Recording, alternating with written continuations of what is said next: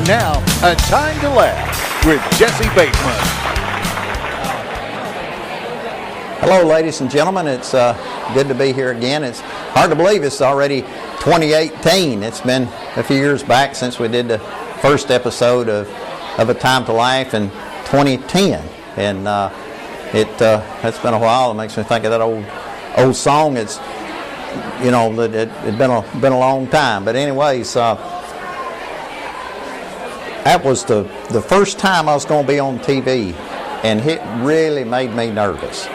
I did little amateur comedy before that here and there, and knowing I'd be on TV, I was really kind of nervous about how I was going to be accepted. But that's not the only thing that really made me nervous. So during the whole time they were filming, there was a man that kept looking over my shoulder, driving me batty. He just kept looking over my shoulder. If you watch the first episode of A Time to Laugh, you would not have seen that man looking over my shoulder. That is because they edited him out, and he wound up on the cutting room floor. Wouldn't you like to do that in real life sometime? But that's the beauty of film. That sort of thing can be done. And anyway, so when we filmed the second episode, I talked about how my doctor had put me on a new medication. You know, a change will do you good. I'd had for quite some time problems with side effects. One time they had me on a drug that I was so sensitive to light. I went outside one night and an airplane went over, and I thought it was a lightning bug on steroids. And this has some side effects to it, but fortunately none of them have affected me. It says on the label here, not to be taken by women who are pregnant, nursing, or nursing a grudge for the one who made them pregnant. And so far I haven't been affected by that. My doctor, though, he wanted to use a ultrasound on me, and I said, "Well, Doc, I've never had an ultrasound used on me," and I thought, well, surely he don't think I'm pregnant, but he explained it could be used for other reasons. But I said to him, I said, "Doc, if you use that ultrasound on me, will I be able to hear better?" He said that I also had a chemical imbalance. And I said, "Well, what is that like?" He says, "Well, it's like you're trying to drive through life with a lying GPS. A lying GPS? I'd rather they just give me a device that will refold a road map, like trying to reset a Rubik's Cube." But anyways, he said that I was bipolar.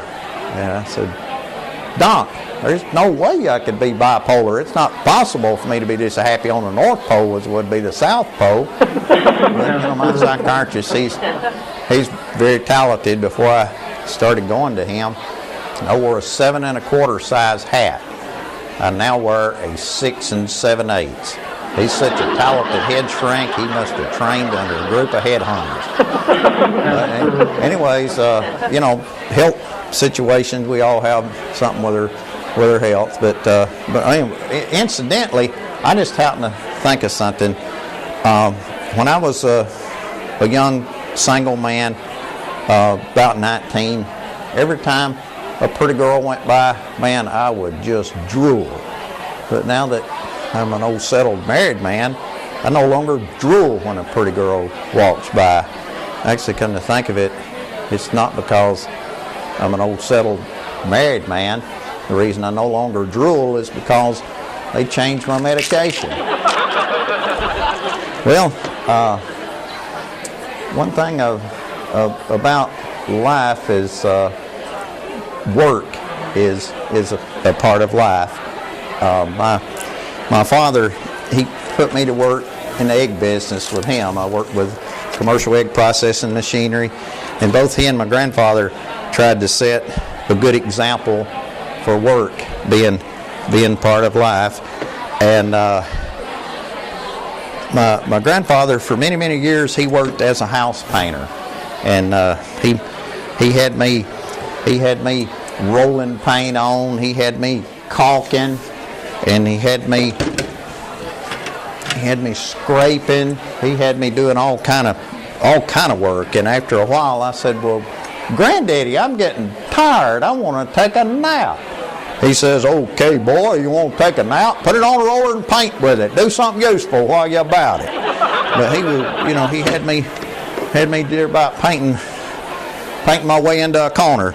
But I'm about to take a wasp nest out of this little container, and if any of you are allergic to wasp sting, just don't be the least bit worried, because there are no wasps on this nest. See, that housing crisis of a few years back affected more than just human families. But my grandfather was such a steady and capable painter with his hands. He could be up on top of a ladder, and he could take a paintbrush and paint around a wasp nest like he was painting around a light fixture, and not disturb any of the wasps on the nest. In the 40 some odd years he painted houses, no wasp had to go to therapy because Granddaddy disturbed it. And with that in mind, work being a part of life, it's just a number of jobs I worked at over the years. I was at this warehouse one time, and they got a new fleet of forklifts, and it's brand new bright shiny yellow forklifts, and I was hoping that the boss would give me a job operating one. And well, about a week later, he called me in his office, and he says, "Jesse, I've got a piece of equipment that I want you to operate. It's brand new and bright yellow." And his office opened into this big warehouse, and he says, "You wait here by my office door, and I'll go get it." I stand there for a few minutes, and then here he comes pushing a mop bucket. It's bright yellow and has 4 wheels under it. But, we had a little petite lady that worked in the office, and she said that she'd used to operate the forklift. She says, "Matter of fact, I used to teach that forklift safety test." And some of those forklifts have the double section mast that go up twice as high. I couldn't help but wonder, was she ever able to run that thing up high enough to make a crack in that glass ceiling that women were trying to break through since the 60s. And anyways, in a little bit, I'm going to be talking about some old songs, and I'll be singing them a cappella, because we operate with a wafer-thin budget here. There'll be no band behind me. But, I must issue a disclaimer. When I sing a cappella, I cannot do it nearly as talented as Barney Fife could. And I had a little dream the other night that I was in Mayberry with Barney, and I said to Barney, Barney, I think that you need to get your bullet out of your shirt pocket. And he says, "Well, why? Is there a lawbreaker around?" And I says, "Well, no, but would you please take your bullet out? I think this is going to be one of them thar days, and I need something to bite on." But anyways, it just reminds me of that. But again, work is part of life. I used to work with this guy named Fred, and Fred was what you would call a pew jumping Baptist. When he met Amanda Pugh, he jumped right on her. And he had heard, he's going on a trip out to Iowa, and he had heard that he'd smoked for many, many years, and some people were telling him if you smoke an electronic cigarette, you won't be as short-winded. So he's going on a vacation trip out to Iowa, and he gets him that electronic cigarette, and nearly over half the way out there he has to run his defroster because the water vapor keeps fogging up his windshield. And when he gets out to Iowa, after huffing on that thing near about all the way out there, he gets out of the car and blows a hog house in. And at least he wasn't as short-winded.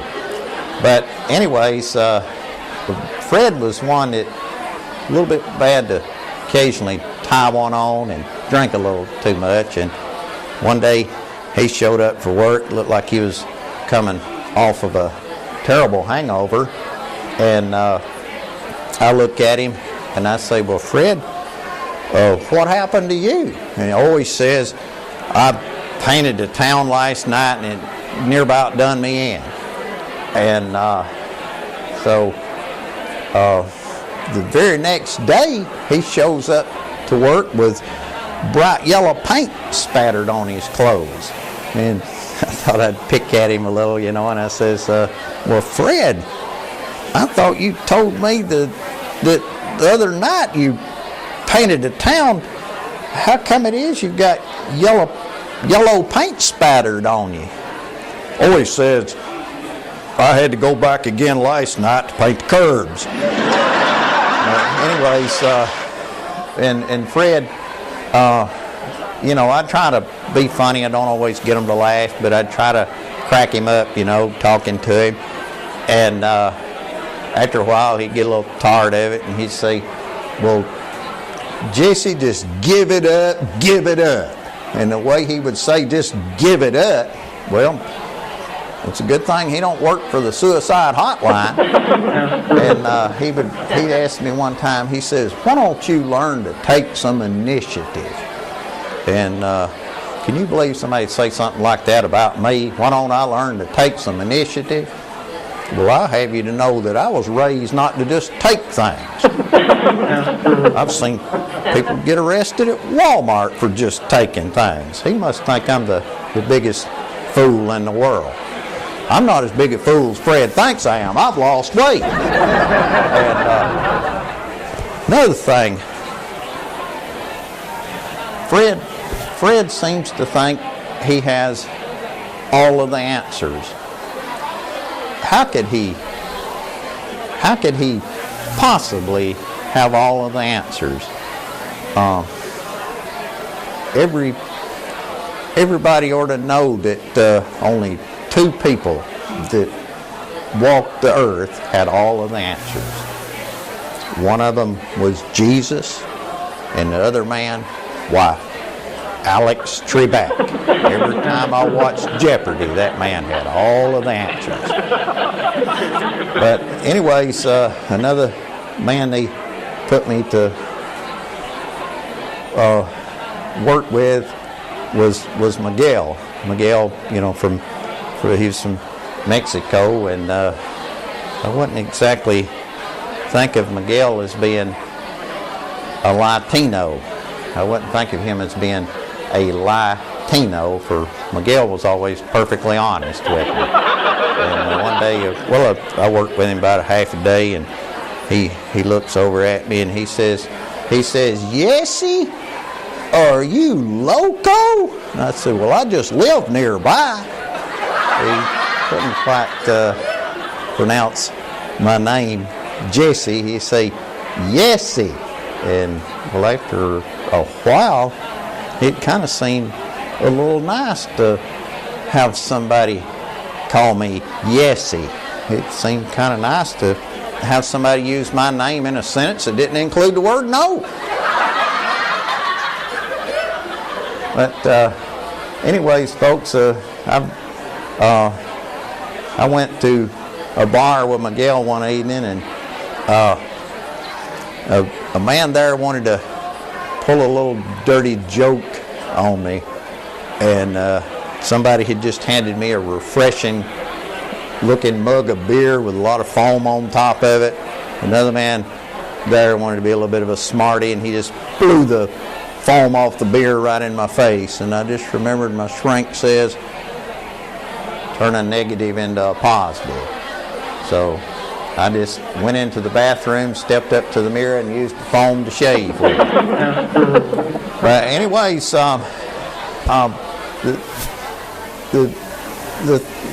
just things about life that I think about.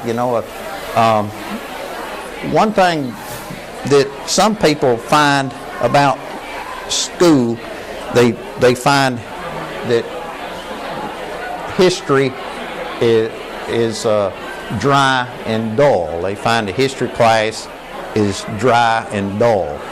And if you don't think that some people find history dry, dull, and boring, you just try telling them a joke that's over 25 years old.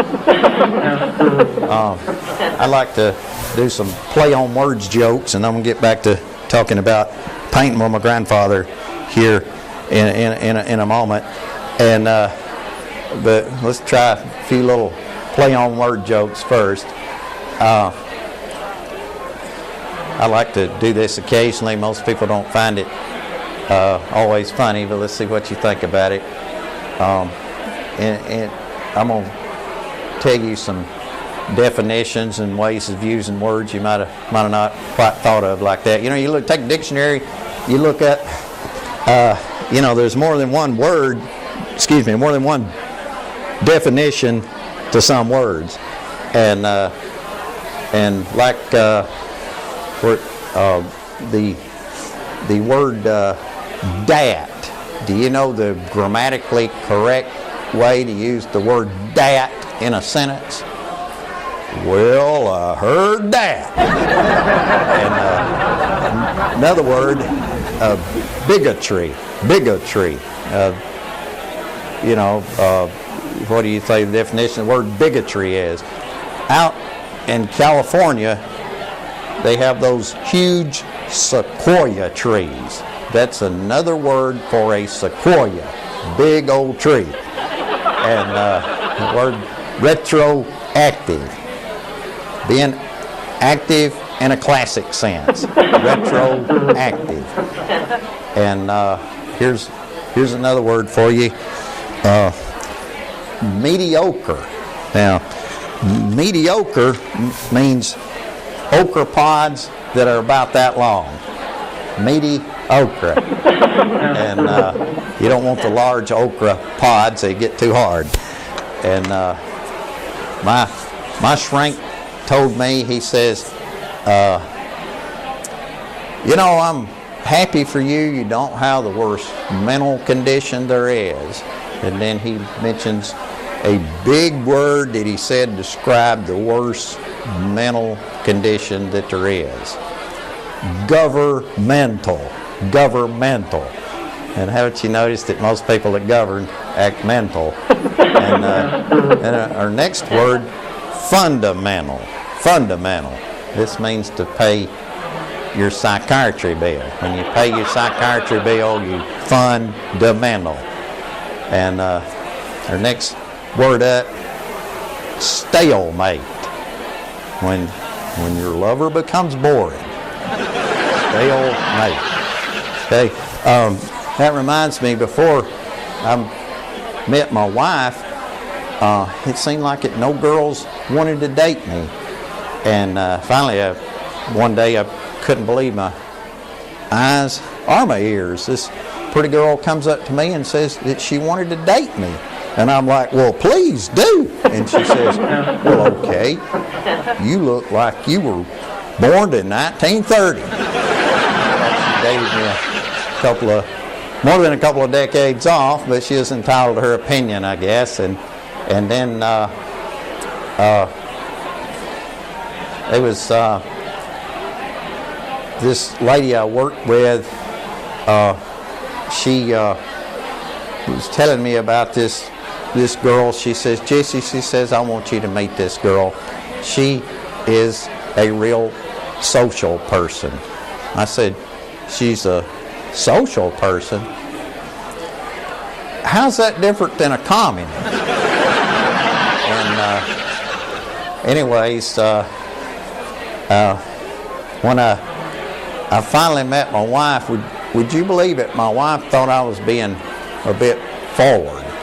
And I couldn't believe she thought I was being a bit forward. Before that, most women thought I was quite backwards. And after we had dated for several months, I didn't quite absorb it at the time. She might have been, I imagine she was hinting at marriage, but I didn't quite get it at the time. She says, Jesse, have you thought about changing my name to yours? And I says, well, met some girls named Jessie, but why must we have the same name? Anyways, we were,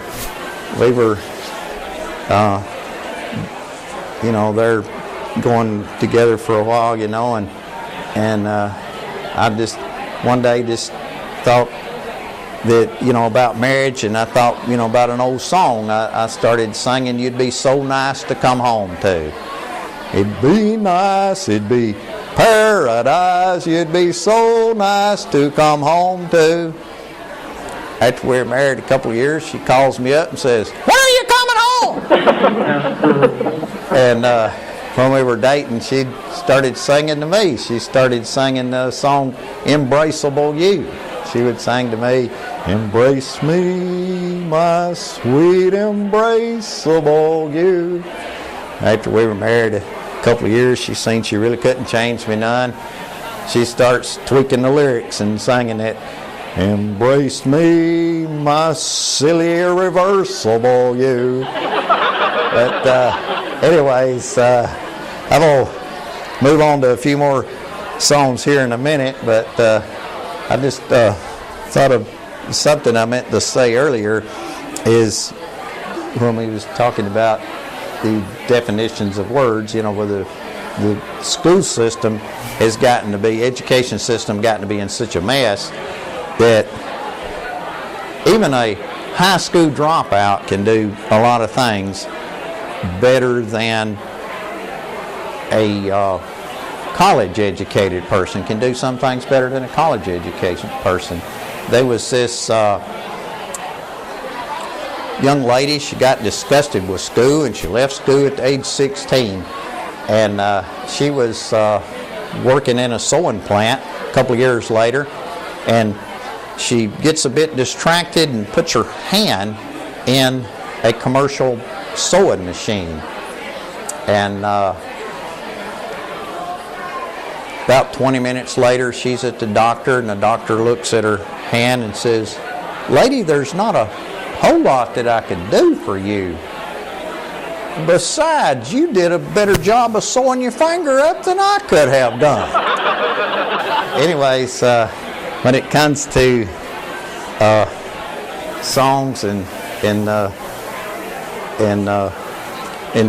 such, as I was talking about earlier, those old songs, I think about with comedy. Of course, being raised by a father old enough to be my grandfather, I relate to the old songs, and some of these songs are so old that most people under 40 probably don't know them that well, but like I like to take the songs and kind of tweak the lyrics in them to make a bit of a joke out of them, and like you have a young couple who are like an 18-year-old and he wants to marry his 17-year-old girlfriend.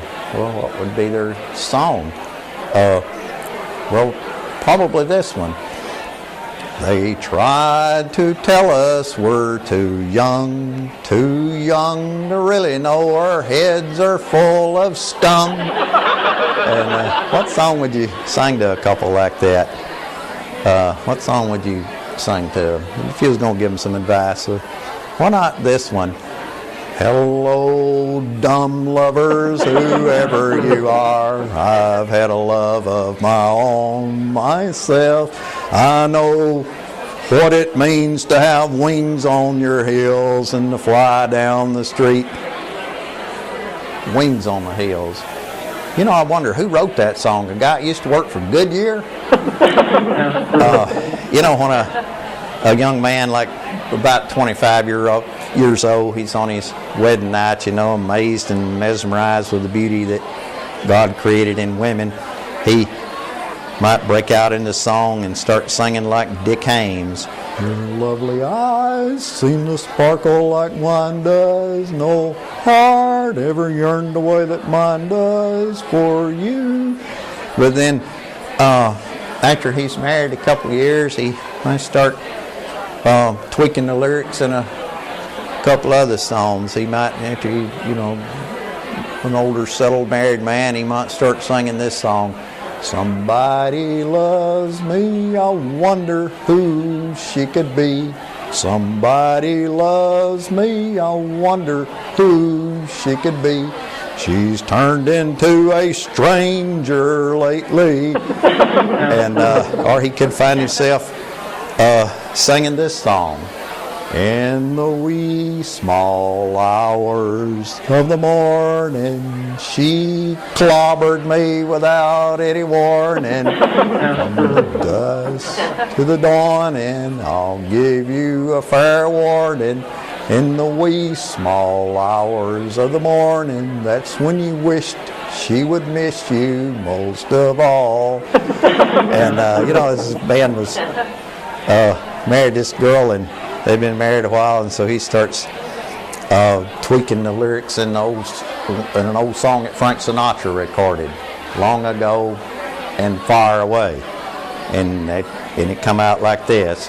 Long ago and far away, I dreamed a dream one day, and now that nightmare's here beside me. Just one look and then I knew that therapy was for me and you. For long the sky's been overcast. Must this thing last? Those screams were not denied me. Just one look and then I knew that therapy was for me and you. And I like to take stuff like that, try to make a little fun out of words and songs. And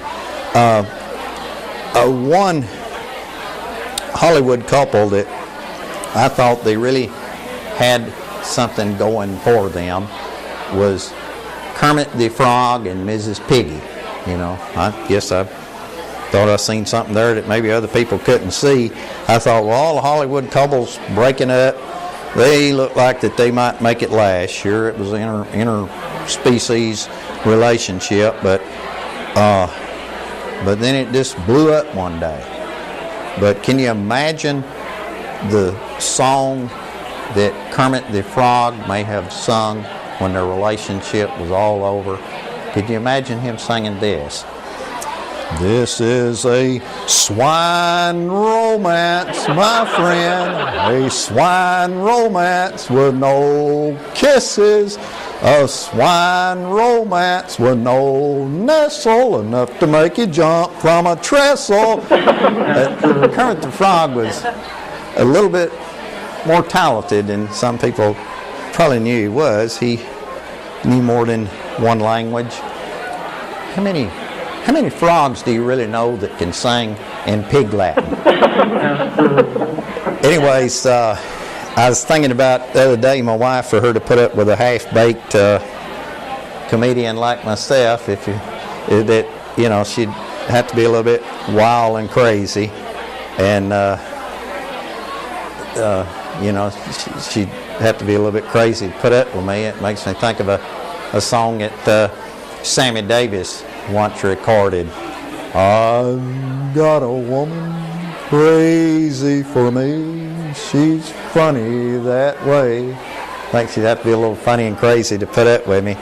But a lot of people may not know it, but I was a bit kin to Sammy Davis, and used to, with all the racism and stigma attached, I felt awkward about admitting it, because I was just always the white sheep of the family.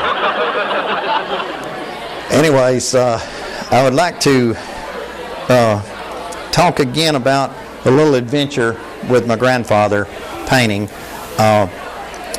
Grandfather had a friend, Mr. Hinkle, and Mr. Hinkle wanted my grandfather to have someone come over and put swimming pool paint his swimming pool with this swimming pool paint. And he thinks maybe that I'm mature enough that he could send me over there to do the job. And so he sends me, and more than 2 weeks later, Granddaddy met Mr. Hinkle at the hardware store, and boy, did he come back mad at me. He says, boy, I'm upset at you. I might have known if I sent you by yourself, you would make a mess. Mr. Hinkle said that that's the biggest mess he ever seen anybody do while doing a paint job. And another thing, why I'm really mad at you, is he said you took more than 2 weeks to get over there. Now, boy, haven't I tried to teach you that in business being punctual is important? Besides, what took you so long to get over there? To paint his swimming pool in the first place? I said, but Granddaddy, that scuba diving suit I ordered took 2 weeks to get here.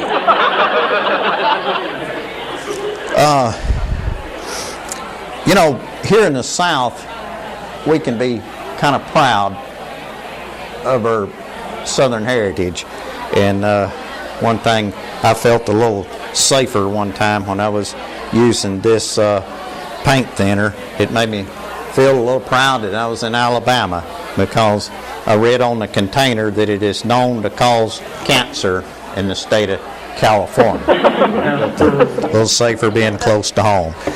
And when I got old enough to learn a little bit more about painting, you know, Granddaddy had me caulking and scraping, and I finally learned enough that people, they sort of thought, well, maybe he's learning something. I might could look to him, ask him a question or two. And someone one day asked me, what is my favorite neutral color?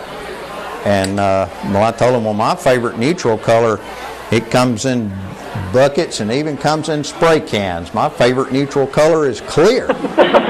You put clear coat on anything and it becomes the ultimate neutral color. Just a little silliness there, folks. Let me get me a swig of this water here, settle my mouth down a little. You know, we live in a world where there is a lot of disunity and disagreement. A lot of disunity and disagreement. But I found one little thing that you can do, and it gets people to talking. It at least gets people to talking. You can take an empty bottle like this, and you can bang yourself up beside the head with it, and you can ask somebody, can you tell which of these two objects are empty? And right away, people will start to talking. And the most fascinating thing is oftentimes they don't even notice that the bottle is empty. And that reminds me, you know, how you get conflicting messages in life. Have you noticed how you get conflicting messages in life? My shrink always told me, he says, Jesse, don't worry about it. It's all in your head. It's all in your head. But yet my father would tell me, son, you're empty-headed. I'd say, son, you're empty-headed. I think back to the time my father called me empty-headed, I used to wonder why he had the barber to cut my hair from the inside. Imagine he probably had a little more room in there to work than one changing a starter on a modern automobile. But anyways, folks, I hope you find at least some of this a little silly enough to be amusing. And I was thinking about something the other day, and I wrote these things down. Now, a lot of people, they're so busy with their lives, they really don't think that much about scriptures. They don't take the time to read their Bibles, but one thing that you will find is there's a number of Bible scriptures that have a modern day meaning. They mean something here and now. And here's one of them, is where we are told at 2 Corinthians 6:14 to do not become unevenly yoked with unbelievers. And what the Scripture's really telling us is unity. For unity in a Christian marriage to really work, the couple has to be compatible. And in Bible times, being unevenly yoked, the people could relate to that, because you think about it, they use draft animals then. And if you were to yoke together a powerful ox with a pony, they would be unevenly yoked. Could you expect them to pull the plow evenly? You know, and you see the real meaning behind that illustration. But you say, well, where does that have a modern day meaning? They don't. Most people use tractors now. A lot of people don't even farm. How does that have a modern day meaning? Well, it pretty much does, because you get to think about it. In Washington, for many years, they've never been able to successfully yoke together an elephant with an ass. Never have been able to do that. Thinking about old Fred earlier, you know, when he got married, he tells me, he says, most men will get their wife an engagement ring, but I went one better. I said, how's that? And he said, well, I got her a magnifying glass where she can see her stone. At least he knows how to budget his money. Anyways, just a little bit about myself. There's not a whole lot to tell. I grew up outside the city of Cullman, Alabama, and a lot of people may not know this, but I wasn't my parents' biological son. I was their psychological son. And the city of Cullman is interesting. That one thing that I thought was interesting is, for a number of years they were a dry city. The county was dry as well, and that meant a lot of people were religious, didn't want any alcohol sales. And after several years of voting to be dry, they finally voted to be wet. And I found something interesting, how the city of Cullman changed a few years after it went wet. After they went wet, I was at a baseball game one evening, and I caught a high ball, and I didn't spill a drop. But anyways, just a little bit there you may find interesting. But and I was talking earlier about work, and the different types of employment, different types of walks of life, and things have to be done. So I met a man one time, and I asked him, I said, what do you do? And he says, well, I flip houses. And I thought, you flip houses? It's all I can do to pick up a door. And I met a termite inspector, and he started to explain to me what they do when they do a termite inspection. That sounded kind of complicated. I just thought all it did is went in there and said tin hut, and the little termites just stood at attention. But just asked the gas man one time, what's the quickest way to remove a blockage from a gas line? And he said, an explosion. Just a few little tidbits there, folks. But anyways, I thank you for watching, and you have a good evening, ladies and gentlemen.